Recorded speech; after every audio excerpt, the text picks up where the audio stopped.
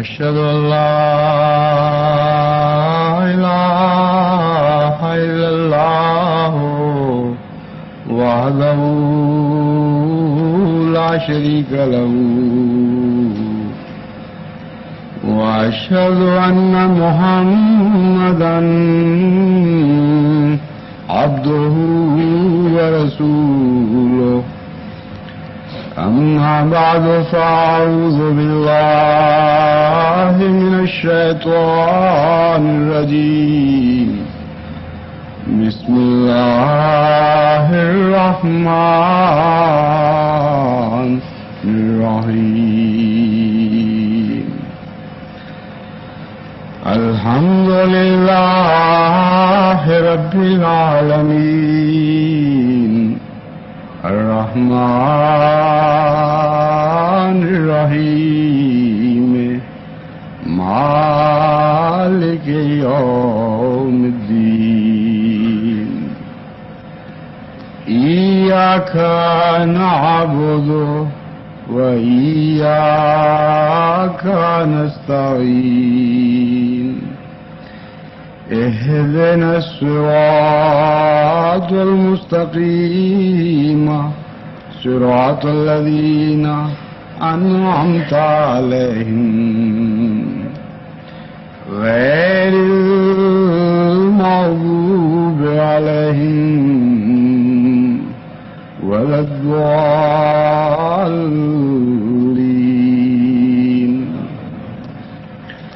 يا أيها الذين آمنوا استعينوا بالصبر والصلاة إن الله مع الصابرين ولا تقولوا لمن يقتل في سبيل الله أموات بل أحياء ولكن لا تشعرون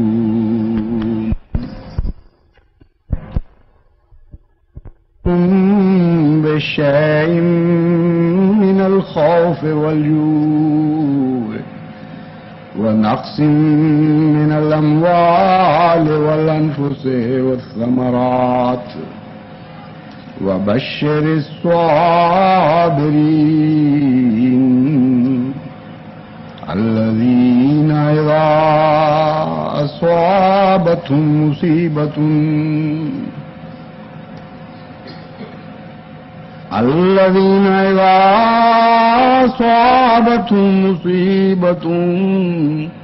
قالوا إنا لله وإنا إليه راجعون أولئك عليهم صلوات من ربهم ورحمة أولئك عليهم صلوات من ربهم ورحمة وأولئك هم المهتدون۔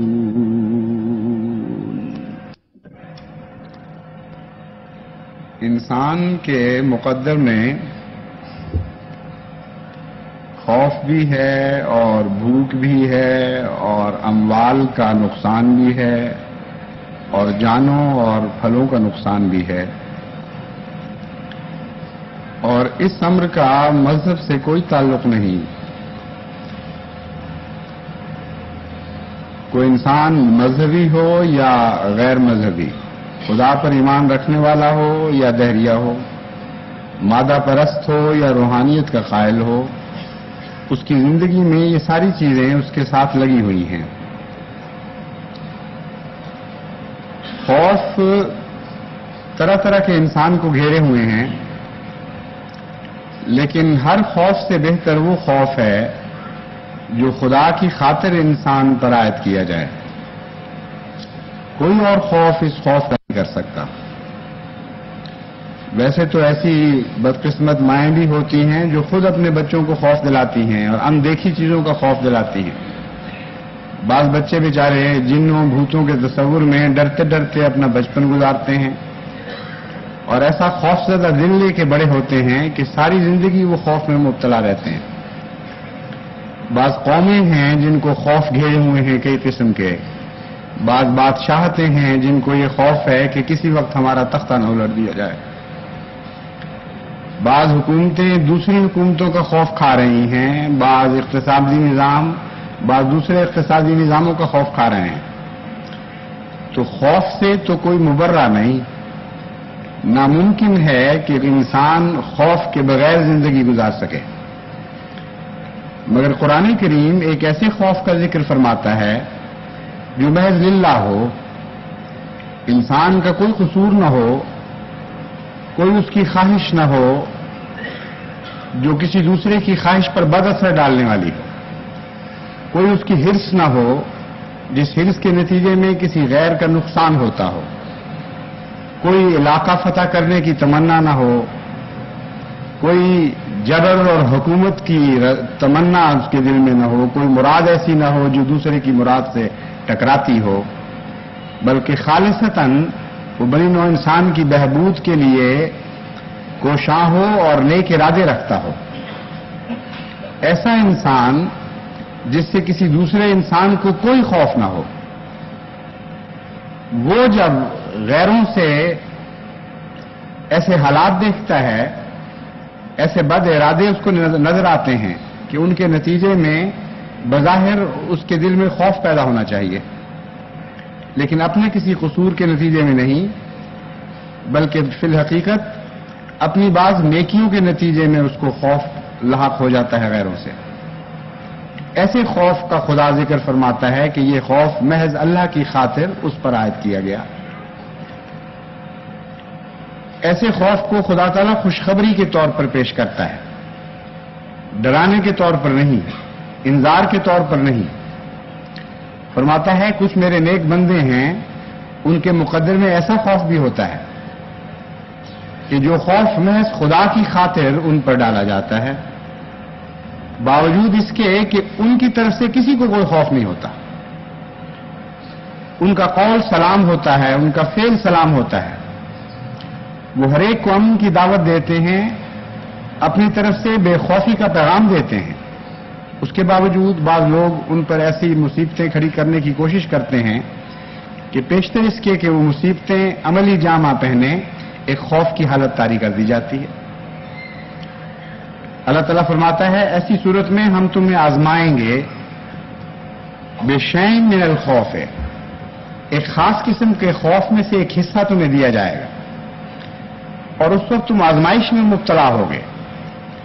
اگر تو واقعتاً یہ خوف خدا کی خاطر ہے تو تمہیں یہ خوف متاثر نہیں کر سکے گا، تمہیں یہ خوف اس طرح ڈرا نہیں سکے گا جیسے اہل دنیا کو دنیا کے خوف ڈرا دیا کرتے ہیں۔ یہ ہے ابتلا کا معنی، آزمائش کا معنی۔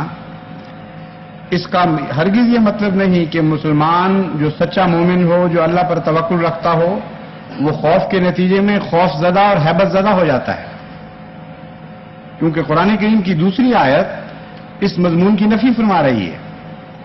اللہ تعالیٰ واضح طور پر فرماتا ہے الا ان اولیاء اللہ لا خوف علیہم ولا هم یحزنون، کہ دیکھو اللہ کے دوست جو اللہ کے ہو جاتے ہیں ان کے اوپر تو کوئی خوف نہیں ہوتا۔ تو بے شین من الخوف کا یہاں مطلب یہ ہوگا کہ دنیا کی طرف سے خوف پیدا کرنے کی کوشش کی جاتی، دنیا کی طرف سے خوف پیدا کرنے کی کوشش کی جائے گی، اور اس وقت اللہ آزمائے گا اپنے بندوں کو، جو اس کے ہوں گے ان کے دل پر اس خوف کا کوئی اثر نہیں ہوگا، جو اللہ کے نہیں ہوں گے یا کسی حد تک غیر کی ملونی ان کے دلوں میں شامل ہوگی، اس حد تک وہ اس خوف سے متاثر ہو جائیں گے۔ پھر اسی طرح یہی آیت کریمہ ہمیں بتاتی ہے کہ بھوک بھی انسان کے مقدر میں ہے، بڑے سے بڑا امیر آدمی بھی ہو اس کے اوپر بھی ایسے حالات آ جاتے ہیں کہ کسی نہ کسی وقت وہ بھوک کا شکار ہوتا ہے۔ پیسہ ہونے کے باوجود بعض دفعہ ایسی حالت میں پکڑا جاتا ہے کہ اس کا پیسہ اس کے لیے کچھ خوراک کا انتظام کر نہیں سکتا، بڑی بڑی امیر قومیں ہیں جن کے ہاں کھانا اتنا ضائع ہو رہا ہوتا ہے کہ بعض غریب قومیں ان کے ضائع شدہ کھانے پر پل سکتی ہیں، لیکن بعض ایسے حالات آتے ہیں کہ وہ بھی بھوک کا شکار ہو جاتی ہے۔ گزشتہ جنگ عظیم میں انگلستان کی حکومت، جو کسی زمانے میں بہت ہی بڑی اور قوی حکومت سمجھی جاتی تھی، جن کا اقتصادی نظام بہت مستحکم تھا، اس حکومت کے باشندوں کے لیے بھی، اس ملک کے باشندوں کے لیے بھی ایسی بھوک کا سامنا کرنا پڑا کہ ان کے امیر، ان کے غریب، ان کے چھوٹے، ان کے بڑے، ساروں کو لباس الجو پہنا دیا گیا، یعنی بھوک ان کا لباس بن گئی تھی۔ چھوٹی چھوٹی چیزوں کے لیے وہ ترستے تھے، میٹھا دیکھنے کو ان کی آنکھیں ترس گئی تھیں، عام کھانے کی چیزیں مثلا ڈبل روٹی، جو وہ عام اس کی کوئی حیثیت نہیں سمجھی جاتی وہاں کی خوراک میں، اس کے لیے بھی لائنیں لگانی پڑتی تھیں، بڑے بڑے لمبے کیو ہوتے تھے، اور بڑا خوش قسمت ہوتا تھا جسے ڈبل روٹی مل جائے۔ جرمنی میں ایک ایسی حالت آئی فاقے کی کہ بعض اوقات دنوں کے فاقے کرنے پڑتے تھے لوگوں کو، اور جو حالات میں نے مطالعہ کیے ہیں اس زمانے کے، حیران رہ جاتا ہے انسان کہ کتنی سخت جانی کے ساتھ، کتنی ہمت کے ساتھ ان قوموں نے ان تکلیفوں کو برداشت کیا ہے اور ان کا مقابلہ کیا ہے۔ تو جو بھی انسان کے مقدر میں ہے، اور بعض اوقات انسان ایک لمبے عرصے تک اس میں آزمایا نہیں جاتا، اس سے نہیں آزمایا جاتا، بعض دفعہ جب پکڑ لیتی ہے خدا کی تقدیر، تو چھوٹا ہو یا بڑا ہو، وہ سارا، ان میں سے ہر ایک انسان لازماً جو کو چکھتا ہے۔ قرآن کریم نے اس کا محاورہ استعمال فرمایا ہے، لباس الجو۔ ایسے وقت آتے ہیں کہ جب ہم قوموں کو بھوک کا لباس پہنا دیتے ہیں، یعنی ان کے لیے چارہ نہیں رہتا بھوک کے سوا، ان کا اوڑھنا بچھونا ہو جاتی ہے بھوک۔ تو دنیا میں بسنے والے دنیا کی خاطر بھی بھوک کا شکار ہو جاتے ہیں۔ اللہ تعالیٰ فرماتا ہے کہ میں اپنے بندوں کو بھی اپنی خاطر تھوڑی سی بھوک سے آزمانے والا ہوں۔ بعض دفعہ ان کو اس وجہ سے فاقہ کرنا پڑے گا کہ وہ خدا سے محبت کرتے ہیں اور خدا سے پیار کرتے ہیں، اور کوئی اور قصور ان کا نہیں ہوتا۔ یہ وجہ نہیں ان کی بھوک کی کہ وہ نکمے ہیں، یہ وجہ نہیں ہے کہ قحط سالی ہے ملک میں، یہ وجہ نہیں ہے کہ ان کا اقتصادی نظام کسی دوسرے سے ٹکرایا اور ناکام رہا۔ کوئی دنیاوی وجہ ان کی بھوک کی آپ بیان نہیں کر سکتے سوائے اس کے کہ وہ اللہ سے محبت کرتے ہیں۔ چنانچہ حضرت اقدس محمد مصطفیٰ صلی اللہ علیہ وآلہ وسلم اور آپ کے ساتھیوں کو اسی قسم کی بھوک میں آپ کی قوم نے مبتلا کیا۔ 3 سال تک شیب ابی طالب میں، جو ایک وادی تھی ابو طالب کی، وہاں ان کو قید کیا گیا اور ان کا اقتصادی بائیکاٹ کیا گیا، اور بڑے لمبے عرصے تک قبیلے پہرے دیتے رہے کہ کوئی ان کا دوست مخفی طور پر بھی ان کو کھانے کی چیز نہ پہنچا سکے۔ چنانچہ بہت سے صحابہ ان تکلیفوں کی وجہ سے جاں بحق ہو گئے۔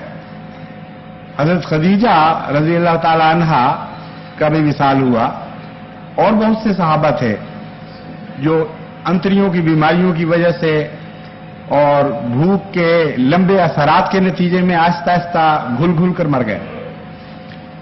اتنا شدید فاقہ تھا، بعض دفعہ اس کی تکلیف اتنی بڑھ جایا کرتی تھی۔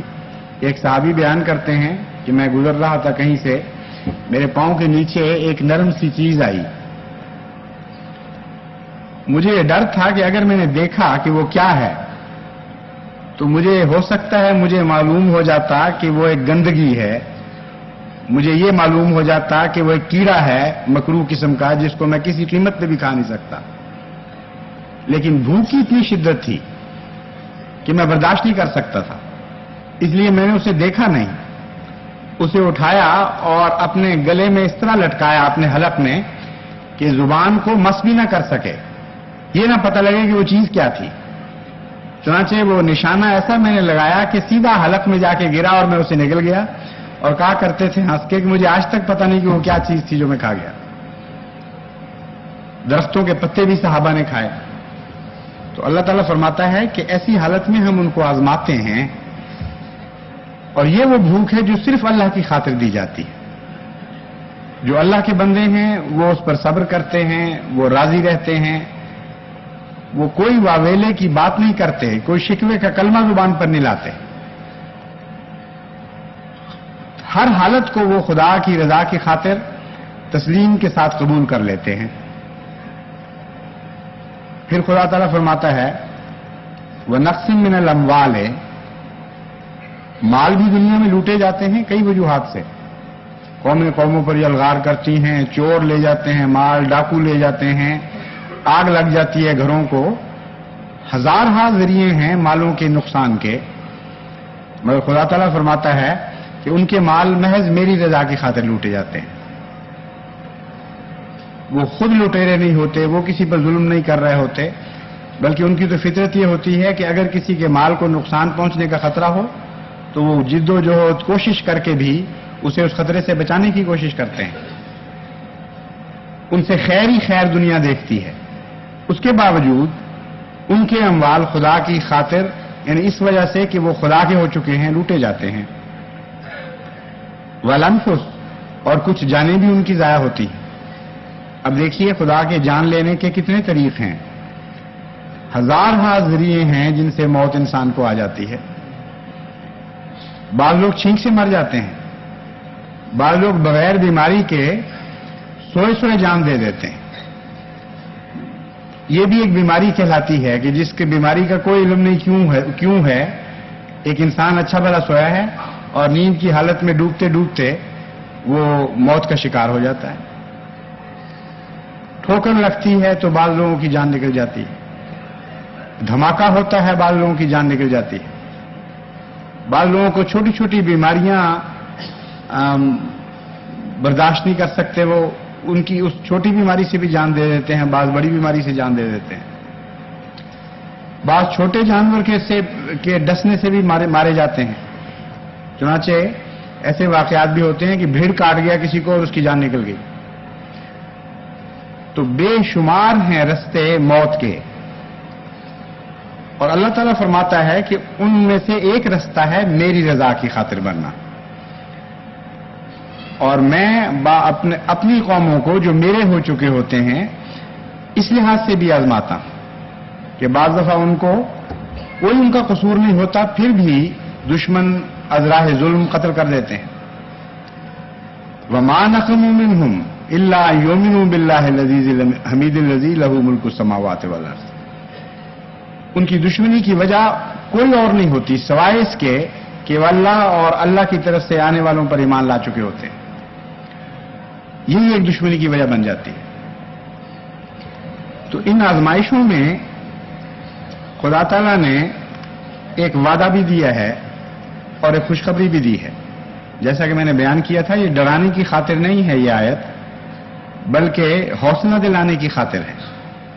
اللہ تعالیٰ یہ بتانا چاہتا ہے کہ عام دنیا میں انسان اسی طرح زندہ رہتے ہیں، کئی قسم کی مصیبتوں کا شکار ہوتے ہیں، اور ان کی مصیبتیں تمہاری مصیبتوں سے زیادہ ہوتی ہیں۔ چنانچہ بے شین کے لفظ نے یہ واضح فرما دیا کہ مذہبی قوموں کے مقابل پر غیر مذہبی قوموں کی مصیبتیں اور مشکلات بہت زیادہ ہوتی ہیں، لیکن ان کا والی کوئی نہیں ہوتا، ان کا متولی کوئی نہیں ہوتا۔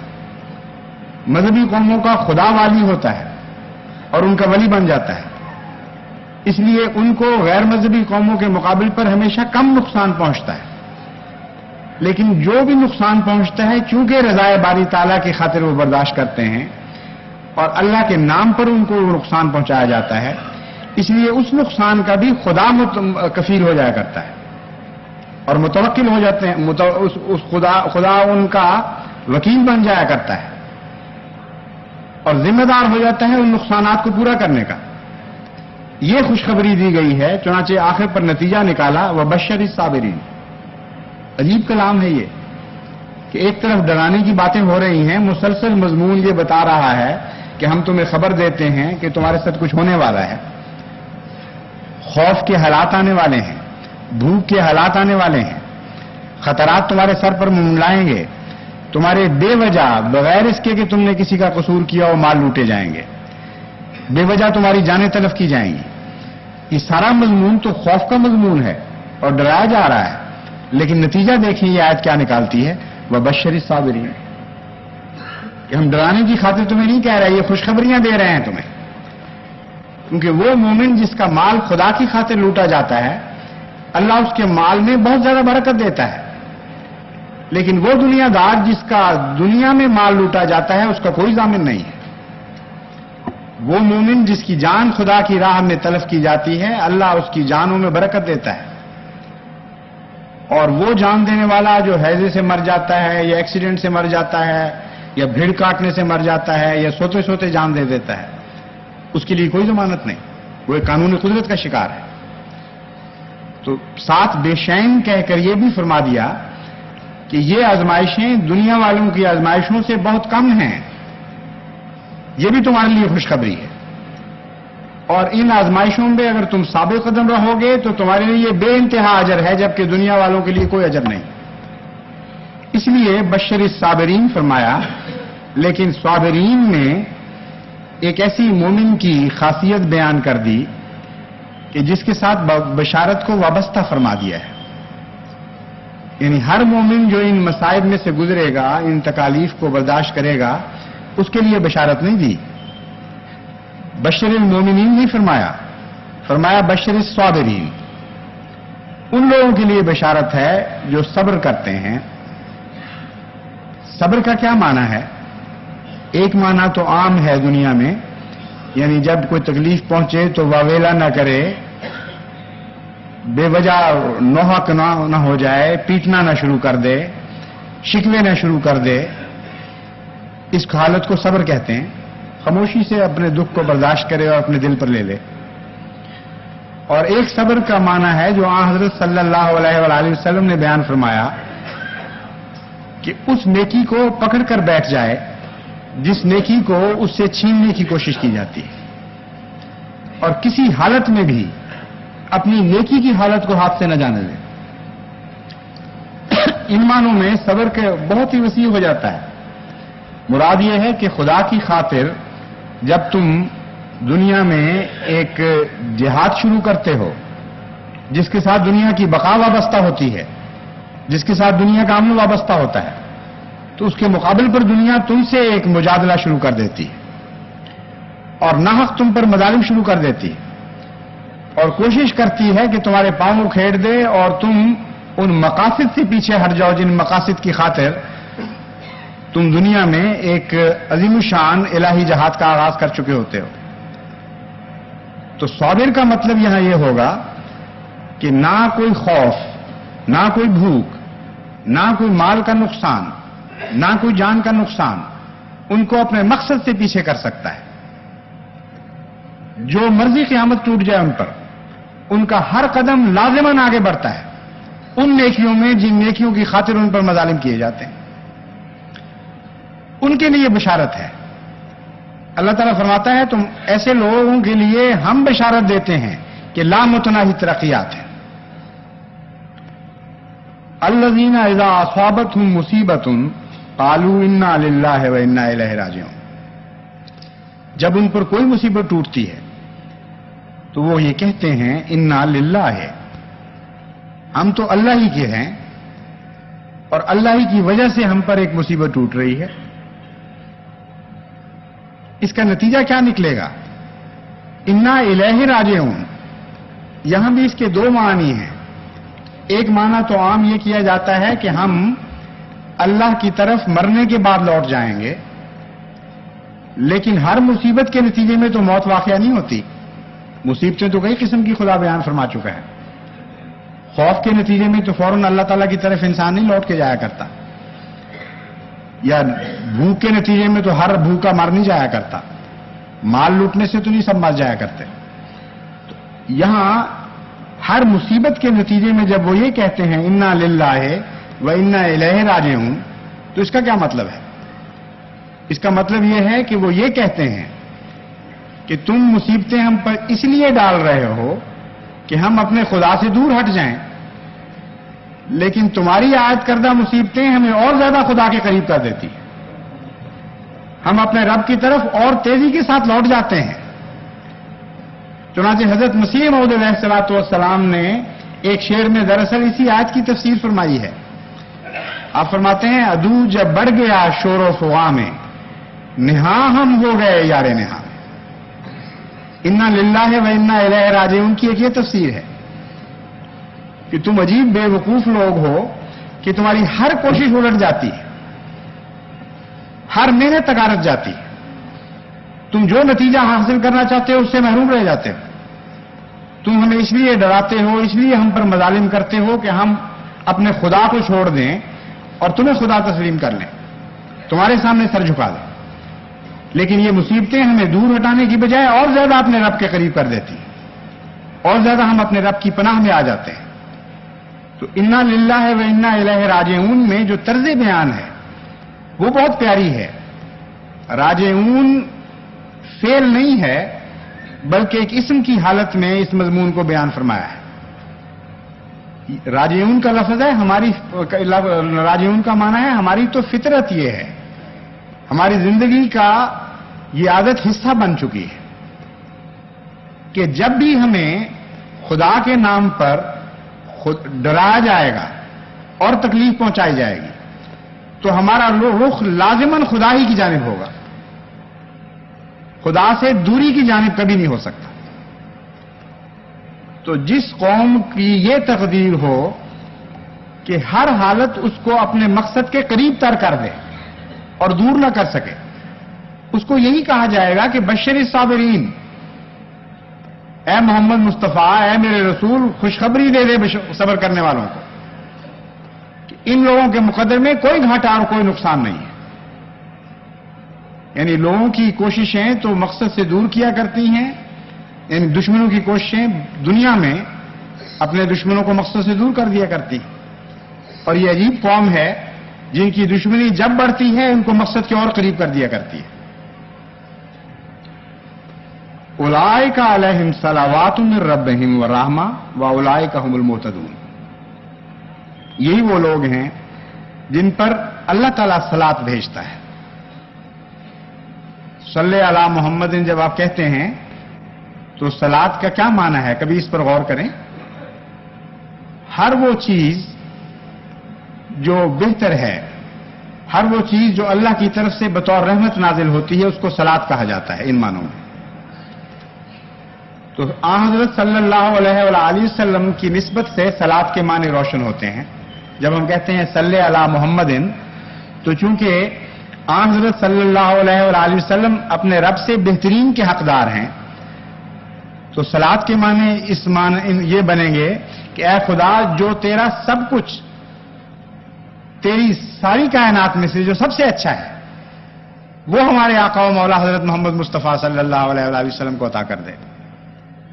تو جب خدا یہ فرماتا ہے اولئک علیہم صلوات من ربہم ورحمہ کہ یہی وہ لوگ ہیں جن پر اللہ تعالیٰ کی طرف سے صلاۃ نازل ہوتی ہے اور اس کی رحمت نازل ہوتی ہے، تو اس کے معنی بھی یہ ہوں گے کہ دنیا تو ہر بری چیز ان کی طرف پھینک رہی ہوتی ہے اور خدا کے فرشتے ہر اچھی چیز ان کے اوپر نازل فرما رہے ہوتے ہیں، اور کثرت کے ساتھ اللہ تعالیٰ ان پر صلاۃ بھیجتا ہے اور ان سے رحمت کا سلوک فرماتا ہے. اولئک هم المہتدون، یہی وہ لوگ ہیں جو ہدایت پانے والے ہیں. یہ وہ کیفیت ہے جو ایک دائمی حالت کا نام ہے. جب سے دنیا میں نبوت ظاہر ہوئی ہمیشہ سے یہ آیت یا اس آیت کا مضمون کار فرما رہا ہے. ایک دن بھی ایسا نہیں آیا جبکہ وہ لوگ جن کو خدا کی خاطر ظلموں کا نشانہ بنایا جاتا ہے وہ ناکام ہو گئے. ان کے مقدر میں ہمیشہ کامیابی ہوتی ہے اور اللہ تعالیٰ ان کو مگر یہ نصیحت فرماتا ہے کہ تمہاری اپنی کوشش میں کچھ نہیں ہو سکے گا، اس لیے ہم تمہیں یہ ہدایت دیتے ہیں کہ ہماری طرف رجوع کیا کرو کثرت کے ساتھ. ایسے حالات میں عبادت کو بھی اپنی بڑھا دو اور دعا کو بھی بڑھا دو، کیونکہ مختلف انسان مختلف حالتوں پر ہوتے ہیں. ہر شخص کی ایک جیسی ایمانی حالت نہیں ہوتی، ہر شخص میں ایک جیسی صبر کی طاقت نہیں ہوتی.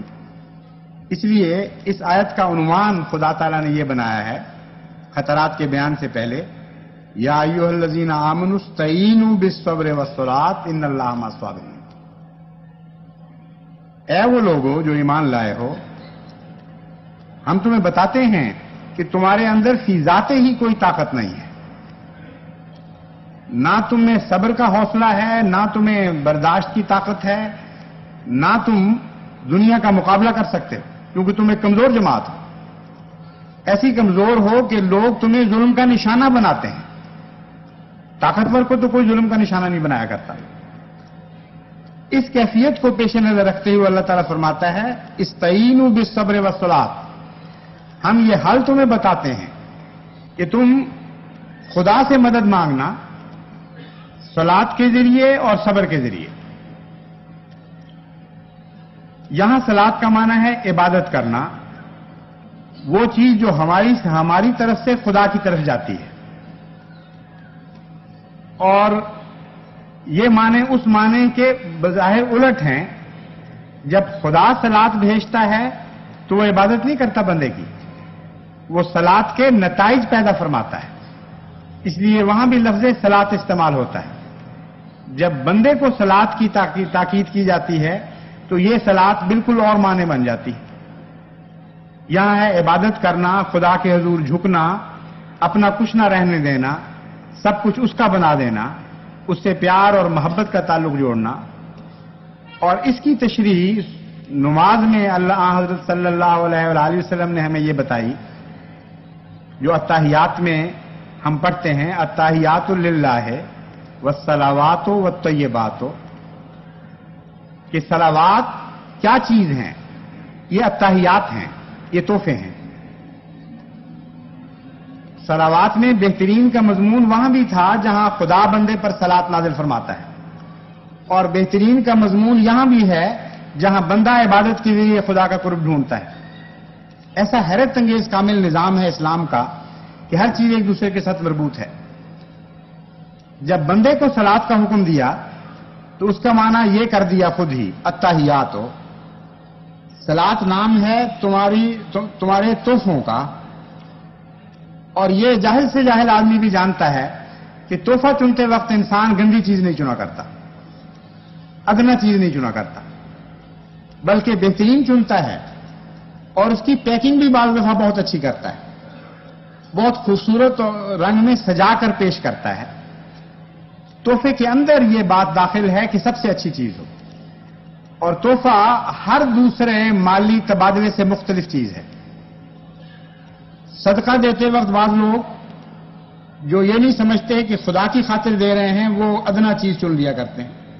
ٹیکس دیتے وقت لوگ کم سے کم دینے کی کوشش کرتے ہیں. جب زمینوں کی حد بندی ہو رہی ہو اور کچھ زمین دینی پڑے تو وہ کلر والا ٹکڑا چنیں گے یا ناکارہ چنیں گے کہ یہ دے دیا جائے. صرف ایک تحفہ ہے جس میں تحفہ دینے والا بہترین چیز چنتا ہے، اور اگر وہ بدترین چنے گا تو وہ تحفہ رہے گا ہی نہیں. تحفے کی ذات کے خلاف ہے یہ بات کہ گندی چیز دی جائے. تو اللہ تعالیٰ فرماتا ہے ہم تمہیں نصیحت کرتے ہیں، ایسے واقعات آنے والے ہیں کہ جن کے نتیجے میں تمہیں صلاۃ کی ضرورت پڑے گی. اور صلاۃ اس عبادت کو کہتے ہیں جو بہترین ہو، جس میں انسانی زندگی کا بہترین حصہ شامل ہو، پیار اور محبت کے نتیجے میں کی جائے. اور تحفے نے ہی یہ بات بھی ہم پر روشن کر دی کہ عبادت قبول نہیں ہو سکتی جب تک اس میں محبت الہی نہ ہو، کیونکہ تحفہ صرف محبت کے نتیجے میں ہوتا ہے. جبر کا اس میں کوئی پہلو نہیں ہے. بیگار کا نام تو تحفہ نہیں رکھا جا سکتا، ٹیکس کا نام تو تحفہ نہیں رکھا جا سکتا. تحفہ تو ہے ہی وہ جو دل کو مجبور کر دے اور تکلیف بھی انسان اٹھائے تو اس میں مزہ حاصل کر رہا ہو. تو اللہ تعالیٰ فرماتا ہے کہ ایسی عبادت کرو جس کی وجہ محبت الہی ہو. اس عبادت میں تمہارا پیار جان ڈال دے، ایک زندگی پیدا کر دے. اور ایسی حالت میں اپنے رب سے مدد مانگا کرو کہ تمہارا دل وفور محبت سے اس کے لیے اچھل رہا. والصبر، اور نماز پر صبر سے قائم ہو جاؤ. کسی حالت میں بھی اس صلاۃ کی حالت کو نہیں چھوڑنا.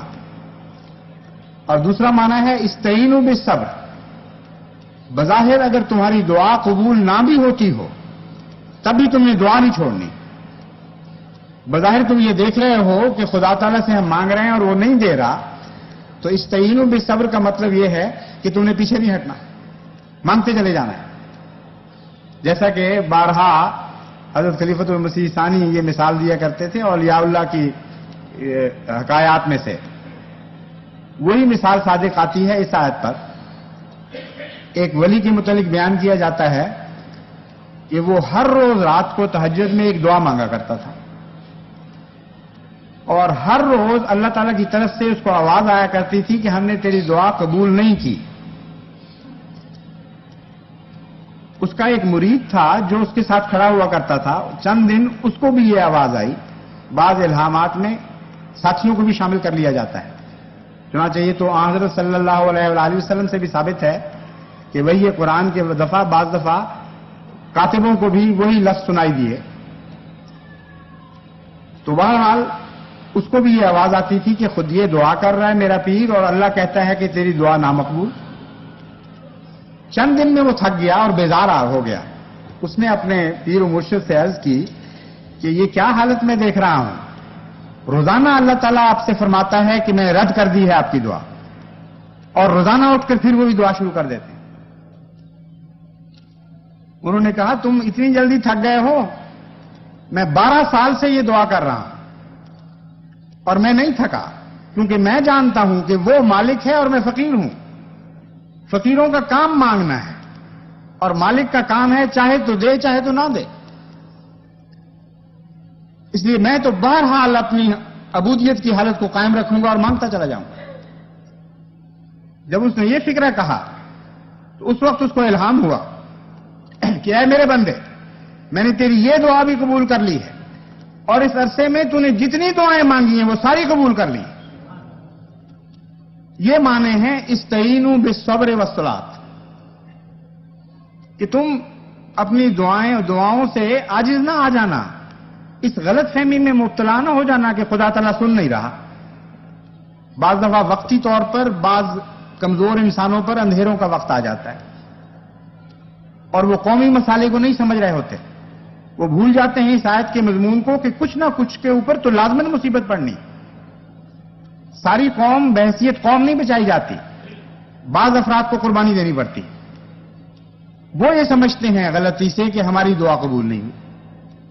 تو اللہ تعالیٰ شروع میں ان کو بتا دیتا ہے کہ تم نے صبر کا دامن ہاتھ سے نہیں چھوڑنا. چنانچہ پہلی آیت میں جو 2 چیزیں بیان فرمائی گئیں، آخر پر وہی 2 نتائج پیدا کیے گئے ہیں. استعینوا بالصبر والصلاۃ میں صبر کی تلقین فرمائی اور صلاۃ کی تلقین فرمائی، اور نتیجہ کیا نکالا؟ بشر الصابرین، جو صبر کرنے والے ہیں ان کو خوشخبری دے رہا ہے محمد مصطفیٰ صلی اللہ علیہ وآلہ وسلم کہ تمہارا صبر قبول ہو گیا ہے درگاہ الہی میں. اور جو صلاۃ کا جواب تھا وہ اس طرح دے دیا اولئک علیہم صلوات من ربہم. اے بندو، ایک وقت وہ تھا کہ تم صلاۃ بھیج رہے تھے اپنے خدا کے حضور، اب خدا کی صلاۃ تم پر نازل ہو رہی ہے. وہ ساری باتیں تم پر خدا سے بے انتہا بڑھ کر لوٹ رہی ہیں. یہ ہیں خوشخبریاں جن کا اس آیت میں ذکر ہے، اور بعض لوگ غلطی سے سمجھتے ہیں کہ ڈرایا جا رہا ہے. اس میں ڈرانے کی کون سی بات ہے؟ اس میں تو خوشخبریوں، کامیابیوں اور عظیم کامیابیوں کی بشارتیں دی گئی ہیں. بس جماعت احمدیہ بھی انہی الہی جماعتوں میں سے ہے جن کے اوپر بلا قصور ظلم کیے جاتے ہیں. باوجود اس کے کہ تمام دنیا کے ہم خیر خواہ ہیں، اس خیر خواہی کے نتیجے میں ظلم و ستم کا سلوک کیا جاتا ہے ہمارے ساتھ. ہم دعائیں دے رہے ہوتے ہیں، مخالف گالیاں دے رہے ہوتے ہیں. ہم سچائی سے کام لے رہے ہوتے ہیں، وہ مسلسل جھوٹ پر جھوٹ بولتے چلے جاتے ہیں. اور یہاں تک حالت ہو چکی ہے کہ اگر ہم جھوٹ کے یہ لکھیں کہ تم جھوٹ بول رہے ہو، خدا کے واسطے قوم پر ظلم نہ کرو، تو کہتے ہیں اچھا تم ہمیں اشتعال دلاتے، تم ہمارے جھوٹ کو جھوٹ کہہ رہے ہو، اس سے بڑا ظلم کیسے ہو سکتا ہے؟ تمہیں جرأت کہ ہم جھوٹے الزام لگائیں اور تمہیں انکار کر دو کہ یہ الزام درست نہیں. اس سے بڑھ کر بھی کوئی حالت ہو سکتی ہے کسی قوم پر؟ اور کھلم کھلا جماعت احمدیہ کے خلاف اشتعال انگیزی کی تعلیم دی جا رہی ہے سارے ملک میں. گھر لوٹنے کی تعلیم دی جا رہی ہے، مال لوٹنے کی تعلیم دی جا رہی ہے، قتل و غارت کی تعلیم دی جا رہی ہے. اور ان سب سے زیادہ تکلیف دہ یہ کہ خدا کے گھر لوٹنے کی تعلیم دی جا رہی ہے اور ان کو برباد کرنے کی تعلیم دی جا رہی ہے، ان کو منہدم کر دو. اس کے نتیجے میں بعض بیچارے نادان جن کو خود علم نہیں وہ ایسی حرکتیں کر بیٹھتے ہیں اور جگہ جگہ سے جماعت احمدیہ کے بشین والی کیفیت، بشین من الخوف والجوع ونقص من الاموال والانفس کی اطلاعیں آ رہی ہیں. ابھی پچھلے دنوں کچھ عرصہ پہلے سندھ میں ہمارے ایک بہت ہی ہر دل عزیز استاد جو سارے علاقے میں بڑے محبوب تھے، عبدالحکیم ابڑو، وہ نہایت ظالمانہ طور پر شہید کیے گئے تھے. اور پرسوں یہ اطلاع آئی ہے کہ مہراب پور کے پریزیڈنٹ چودھری عبدالحمید صاحب کو بھی نہایت ظالمانہ طریق پہ شہید کر دیا گیا ہے. اور وہ ایسے معصوم انسان، ایسے نیک دل اور بھلائی کرنے والے تھے کہ قاتل کو غیر احمدیوں نے پکڑا ہے اور انہوں نے پولیس کے سپرد کیا ہے. اور سارے شہر میں ایک نہایت ہی دکھ کی لہر دوڑ گئی ہے کہ ایک ایسے معصوم انسان کو کیوں چھرا گھونپ دیا گیا. لیکن چونکہ علماء یہ کہہ رہے ہیں اور بعض جاہل عوام یہ سمجھتے ہیں کہ سب سے آسان سرٹیفکیٹ جنت کا یہ ہے کہ کسی اور کو مار دیا جائے، قتل کر دیا جائے، اس لیے چونکہ باقی نیکیوں کی توفیق نہیں ملتی یہ آسان نیکی کر دیتے ہیں. لیکن ایک بات میں آپ کو بتا دیتا ہوں کہ قرآن کریم ہمیں یہ بتا رہا ہے کہ شہید کرنے والے کبھی نہیں جیتے، ہمیشہ شہید ہونے والے جیتا کرتے ہیں. مال لوٹنے والوں کے اموال میں کبھی برکت نہیں پڑی، ان کے اموال میں برکت پڑتی ہے جن کے خدا کی وجہ سے مال لوٹے جاتے ہیں. پھل برباد کرنے والوں کے اپنے پھل مصائب کا شکار ہو جاتے ہیں اور وہ اپنی محنتوں کے پھلوں سے محروم کر دیے جایا کرتے ہیں. اور خدا کی وجہ سے جن کے پھل برباد کیے جاتے ہیں اللہ تعالیٰ ان کے پھلوں میں برکت دیتا ہے. ہر وہ چیز جو خدا کی خاطر خدا کی ماننے والی قومیں لٹایا کرتی ہیں، ہر اس چیز میں اللہ تعالیٰ برکت دیتا ہے. بس جہاں تک ہمارا تعلق ہے ہمیں تو اپنے مقصد سے کوئی چیز ہٹا نہیں سکتی. ہر دکھ ہمیں خدا سے اور زیادہ قریب کر دے گا. چنانچہ میں جانتا ہوں کہ ہر شہادت کے بعد خوف کے خط نہیں آتے، بلکہ یہ خط آتے ہیں منتیں لیے ہوئے کہ خدا کے لیے ہمارے لیے دعا کریں کہ اللہ ہمیں بھی شہادت کی توفیق عطا فرمائے. جس قوم کی یہ حالت ہو اس قوم کو کون شکست دے سکتا ہے؟ کوئی سوال پیدا نہیں ہوتا. قرآن کریم فرماتا ہے لِيَهْلِكَ مَنْ هَلَكَ عَنْ بَيِّنَةٍ وَيَحْيَىٰ مَنْ حَيَّىٰ عَنْ بَيِّنَةٍ. کہ دیکھو اس مقابلے میں تو بینہ ہی جیتے گی. جور و ستم، مظالم، قتل و غارت آگے لگانا، اس اسلوب کے مقدر میں کبھی فتح لکھی ہی نہیں گئی. جب بھی یہ چیزیں مذہبی معاملات میں دخل انداز ہوتی ہیں، جب بھی مذاہب کو دبانے کی کوشش کرتی ہیں آگے، اور قتل و غارت اور اموال کا لوٹنا اور پھلوں کا نقصان، تو اللہ تعالیٰ فرماتا ہے کہ ہمیشہ ان کے مقدر میں ناکامی لکھی جاتی ہے. اور جیتتا کون ہے اس کے لیے یہ دوسری آیت کھلے لفظوں میں ہمیں بتاتی ہے لِيَهْلِكَ مَنْ هَلَكَ عَنْ بَيِّنَةٍ وَيَحْيَىٰ مَنْ حَيَّىٰ عَنْ بَيِّنَةٍ. یہ مقابلے خدا تعالیٰ اس لیے کرواتا ہے، یہ نبرد آزمائی اس لیے ہوتی ہے تاکہ وہ شخص ہلاک ہو جائے جس کے پاس کوئی دلیل نہیں ہے، جس کے پاس کوئی نشان نہیں ہے. کیونکہ بینہ کا معنی دلیل کے بھی ہیں اور بینہ کا معنی نشان کے بھی ہیں. وَيَحْيَىٰ مَنْ حَيَّىٰ عَنْ بَيِّنَةٍ. اور وہ جیت جائے جس کے پاس برہان ہے، جس کے پاس دلائل ہیں. اور وہ جیت جائے جس کو خدا تعالیٰ کے امتیازی نشانات نصیب ہوں اور غیر معمولی طور پر اللہ تعالیٰ اس کی نصرت فرما رہا ہو. بس اگر جماعت احمدیہ کے مقدر میں دلیل ہے اور برہان ہے تو دلیل کے مقابل پر تلوار کبھی بھی نہیں جیتی. یہ ہے جو اللہ تعالیٰ بیان فرمانا چاہتا ہے. اور دلیل کے مقابل پر جب تلوار آتی ہے تو تلوار ٹکڑے ٹکڑے ہو جایا کرتی ہے اور ضرور ناکام ہوا کرتی. اور ہر ایسے مقابل میں ایک نئی زندگی ملتی ہے دلیل والوں کو. وہ فلسفہ حیات جو زندہ رہنے کے قابل ہے وہ لازماً زندہ رہا کرتا ہے. وہ فلسفہ حیات جو مٹ جانے کے لائق ہے وہ لازماً مٹ جایا کرتا ہے. مزید برآں یہ کہ بینہ کا ایک معنی ہے اللہ تعالیٰ کی طرف سے غیر معمولی نصرت، ایسا نشان جو فرق ظاہر کر دے ان لوگوں میں جو خدا کے ہیں اور ان لوگوں میں جو خدا کے نہیں ہیں. تو اللہ تعالیٰ فرماتا ہے کہ محض ایک عام قانون کے طور پر ہم بیان نہیں کر رہے کہ دلیل والے جیت جایا کرتے ہیں یا وہ فلسفہ حیات زندہ رہا کرتا ہے جس کے اندر قوت استدلال ہو، بلکہ فرماتا ہے اس کے علاوہ آسمان سے بھی نشان ظاہر ہوتے ہیں. اور جب وہ نشان ظاہر ہوتے ہیں تو لازماً ہلاک ہونے والے ہلاک ہو جایا کرتے ہیں، اور جن کو خدا زندہ رکھنا چاہتا ہے ان کو نئی زندگی عطا ہو جایا کرتی. بس آخری خلاصہ ان سب باتوں کو یہی ہے کہ استعینوا بالصبر والصلاۃ، جماعت احمدیہ کو کبھی صبر کا دامن ہاتھ سے نہیں چھوڑنا، صبر کے ہر مفہوم کو صبر کے ساتھ پکڑ کر بیٹھ رہنا ہے، اور عبادت میں ترقی کرنی ہے، اور عبادت میں محبت ڈال دینی ہے، عبادت میں آنسوؤں کو شامل کر دینا ہے. خشک پودے پھل نہیں دیا کرتے، اسی طرح خشک عبادتیں بھی ضائع ہو جایا کرتی ہیں. عبادت میں وہ مفہوم پیدا کر دیں جو اللہ تعالیٰ پیدا فرمانا چاہتا ہے، پھر دیکھیں کہ کس طرح کثرت کے ساتھ آپ پر صلوات نازل ہوں گی اللہ تعالیٰ کی طرف سے. صبر میں صبر والا مفہوم پیدا کر دیں تو آسمان بشارتیں دے گا آپ صبر کرنے والوں کو، اور کوئی دنیا کی طاقت نہیں ہے جو آپ کو نقصان پہنچا سکے. یقیناً ایسا ہی ہوگا. نادان چند دن کی زندگی میں چند اور دن یہ دیکھیں گے کہ ہم بظاہر فتح یاب ہو رہے ہیں.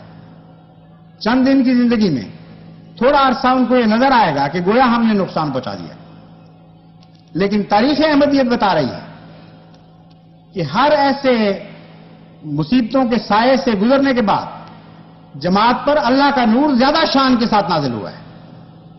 ہر ایسے خطرات کے دور میں سے گزرنے کے بعد زیادہ قوی ہو کر جماعت گزری ہے. اس لیے ہماری تاریخ گواہ ہے، ہمارا قرآن گواہ ہے، ہمارا خدا ہمیں بشارتیں دے رہا ہے، اور وہ کبھی اپنی بشارتوں کو جھوٹا نہیں ہونے دے گا.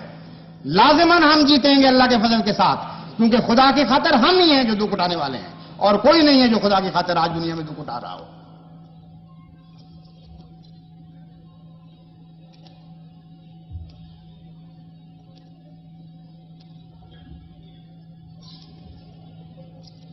الحمد لله نحمده ونستعينه ونستغفره ونؤمن به ونتوكل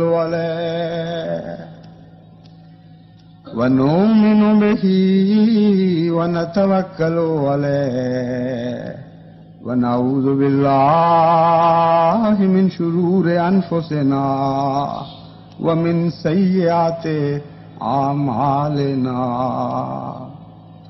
من يهد الله فلا مضل له ومن يضلله فلا هادي له. ونشهد أن لا إله إلا الله وحده لا شريك له. ونشهد أن محمدا عبده ورسوله. ابھی جمعہ کی نماز کے بعد عبدالحمید شہید کی نماز جنازہ غائبانہ ہوگی، اور اس میں ان کے لیے جو دعا ہے مغفرت کی، جو بھی مسنون دعائیں ہیں وہ تو ہم کریں گے. اس کے علاوہ ان کے جو بھائی احمدی نہیں ہیں ان کے لیے بھی دعا کی جائے، کیونکہ خدا تعالیٰ کا وعدہ ہے جب ایک لیتا ہے تو زیادہ دے دیتا ہے، اور اس رنگ میں ان کا خاندان زیادہ مستحق ہے اس انعام کا، کیونکہ بڑی قربانی کر کے اپنے خاندان میں سے الگ ہو کر آئے تھے. اس لیے جو بھائی یا جو رشتہ دار ابھی تک احمدیت کا فیض نہیں پا سکے یہ بھی دعا کریں کہ اللہ تعالیٰ ان کو توفیق عطا فرمائے، اور ایک کی بجائے 10 نہیں بلکہ سینکڑوں اور ہمیں نصیب ہوں. یہ جو نماز جنازہ ہے اس میں یہ بات یاد رکھیں، صرف مرنے والوں کے لیے دعا نہیں کی جاتی بلکہ زندوں کے لیے پہلے دعا بتائی گئی ہے. اللہم اغفر لحینا و میتنا، اس میں زندوں کے لیے پہلے دعا مانگی گئی ہے. اس لیے اگر کسی کے دماغ میں یہ غلط فہمی ہو کہ یہ تو مرنے والوں کے لیے دعا کی جاتی ہے، ہم زندوں کے لیے کیوں کریں، تو میں یہ غلط فہمی دور کر دیتا ہوں. حضرت صلی اللہ علیہ وآلہ وسلم نے جو طریق سکھایا ہے نماز جنازہ کا، اس میں زندوں کو پہلے پیش نظر رکھا جاتا ہے اور پھر مرنے والے کے لیے دعا کی جاتی ہے. بہرحال اب نماز جنازہ غائب ہوگی، اس میں مرحوم کے لیے بھی دعا کریں اور ان کے رشتہ داروں کے لیے بھی اور اس قوم کے لیے بھی جس سے یہ تعلق رکھتے تھے کہ اللہ تعالیٰ بکثرت ان میں احمدیت کو پھیلا دے. عباد اللہ رحمکم اللہ ان اللہ یامر بالعدل والاحسان وایتاء ذی القربى وینہی عن الفحشاء والمنکر والبغی یعظکم لعلکم تذکرون اذکروا اللہ یذکرکم وادعوہ یستجب لکم ولذکر اللہ اکبر.